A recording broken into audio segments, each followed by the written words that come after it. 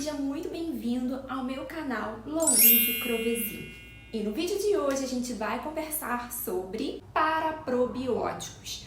Que mudanças trazem na conduta? Bora lá?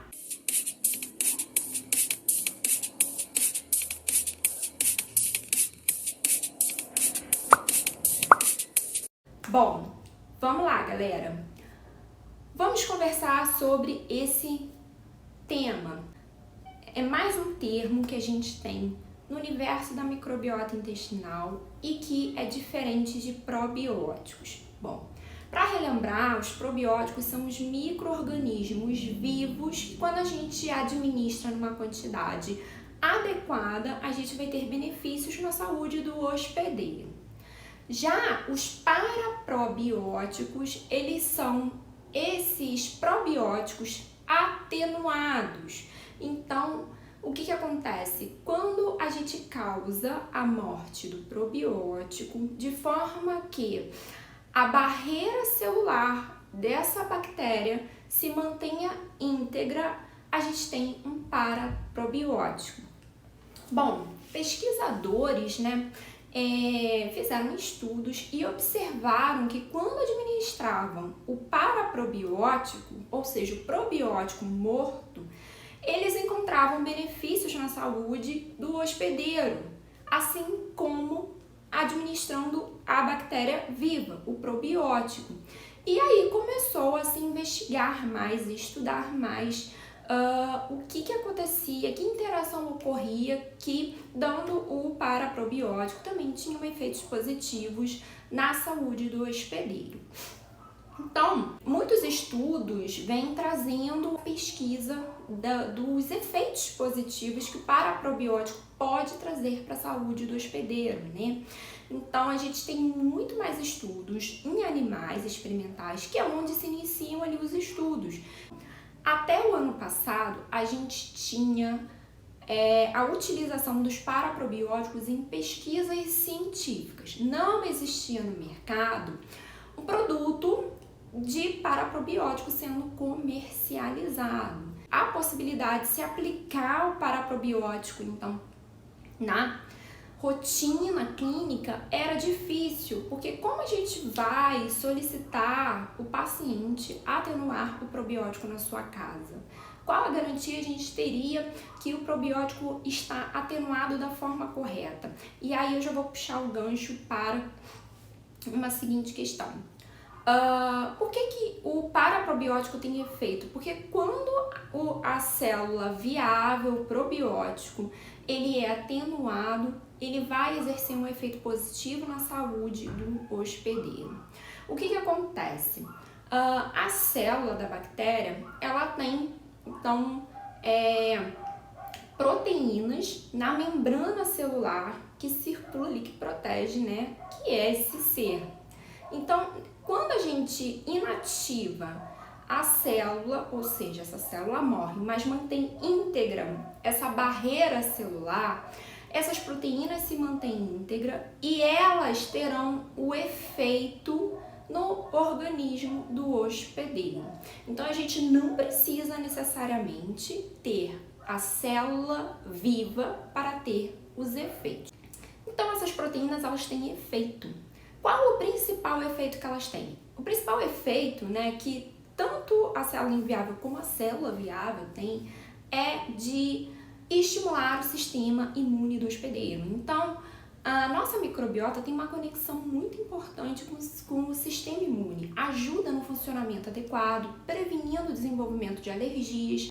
Então, a gente já sabe muito bem dessa relação e, obviamente, que as proteínas presentes nessa membrana celular da bactéria, do probiótico, ela também vai ter um efeito positivo sobre o sistema imune. Então, o que a gente vê de efeitos, de estudos, tanto em animais quanto em humanos, que mostram efeitos ali do paraprobiótico na saúde, a maioria aponta efeitos sobre o sistema imunológico, reduzindo alergias, desenvolvimento de alergias e sintomas de alergias em indivíduos que já desenvolveram, que têm alguma alergia, seja ela uma rinite alérgica, asma ou alergia alimentar. Então tem estudos mostrando melhora dos indivíduos com relação a sintomas ali da alergia. E isso ocorre porque essas proteínas na membrana do paraprobiótico, na membrana do probiótico e ali as proteínas presentes no paraprobiótico,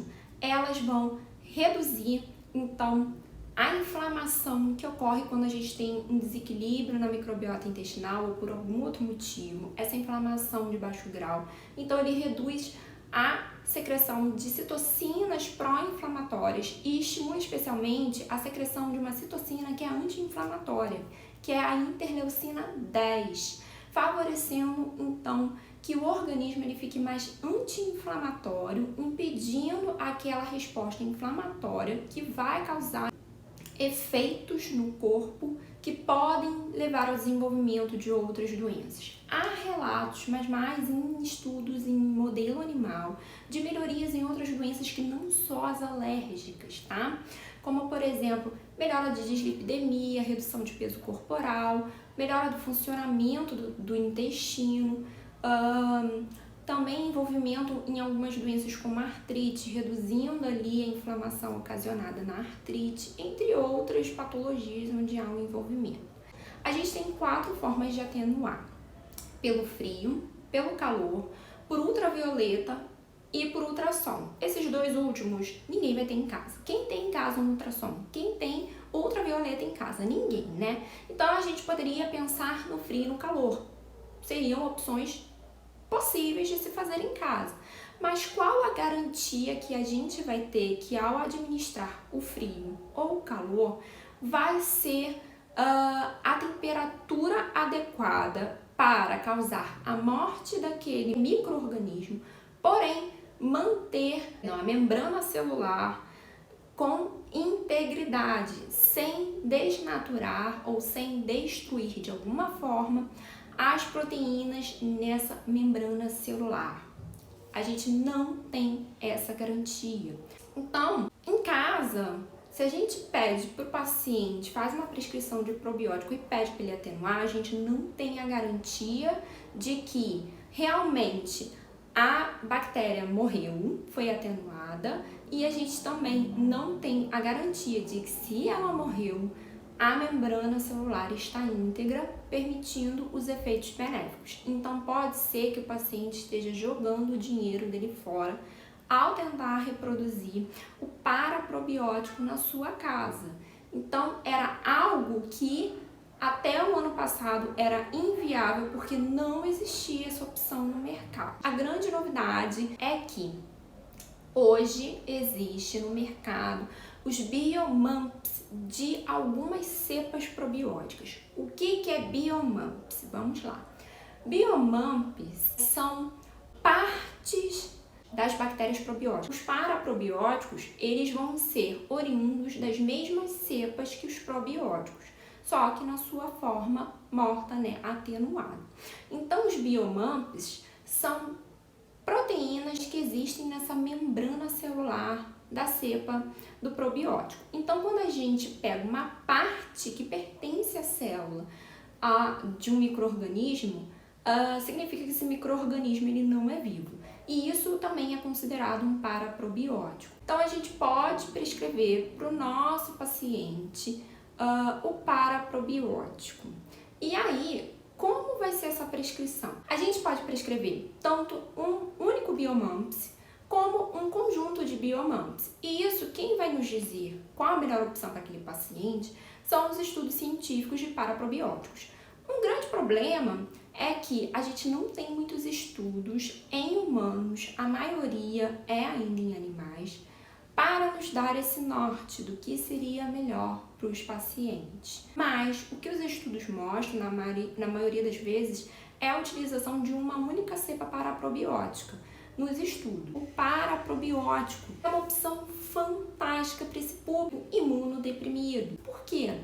Não há risco de translocação. O que acontece? A gente está entregando para aquele organismo uma bactéria morta ou parte partir da célula dessa bactéria, que tem um efeito que vai estimular beneficamente o nosso corpo, a forma mais segura da gente estar administrando os probióticos nesse público, o qual não é proibido prescrever probiótico, mas a gente precisa ter uma certa cautela ao prescrever por conta do risco de translocação.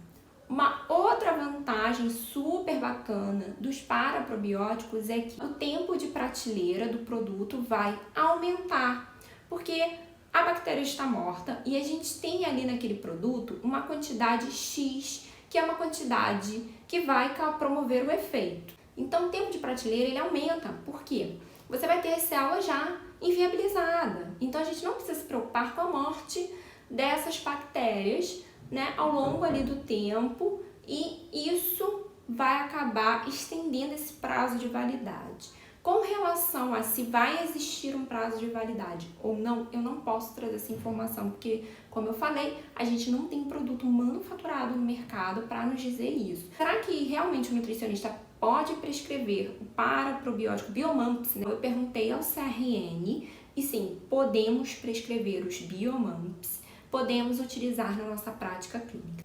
Com relação à quantidade, os estudos eles não deixam claro, às vezes, a quantidade que foi utilizada.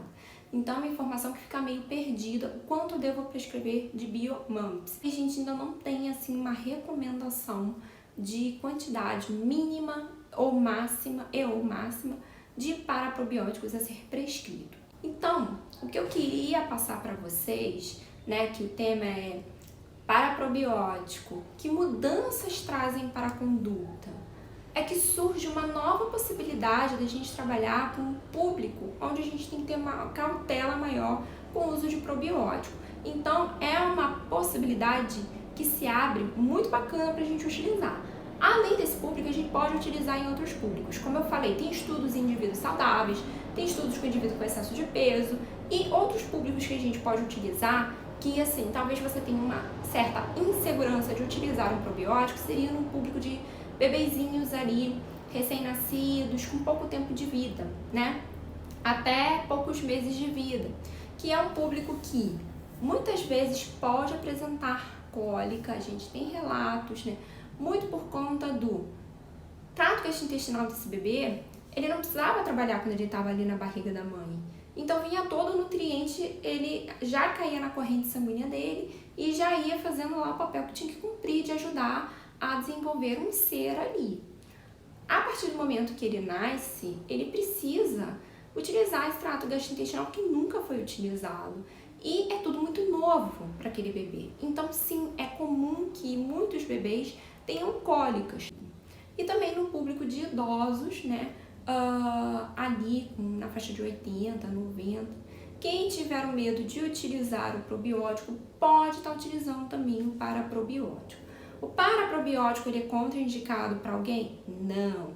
Ele pode ser prescrito do bebezinho ao idoso, passando pela gestante, mas o público-alvo que eu diria do paraprobiótico são os indivíduos que têm comprometimento do sistema imune de alguma forma, porque você evita aquela questão da translocação que pode, então, ao invés de ajudar aquele paciente, piorar a situação que ele se encontra.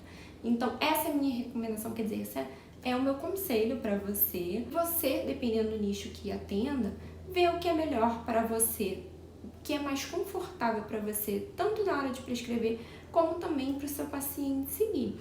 Bom, gente, o que eu queria conversar com vocês sobre paraprobióticos é isso. A gente não tem ainda muita coisa como temos com probióticos e com prebióticos. É um tema, como eu falei, novo, tem 10 anos de descoberta do paraprobiótico.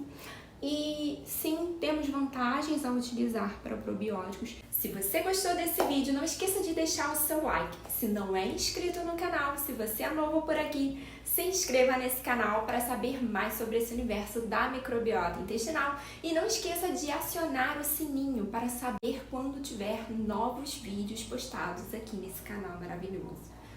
Um grande beijo e até o próximo vídeo!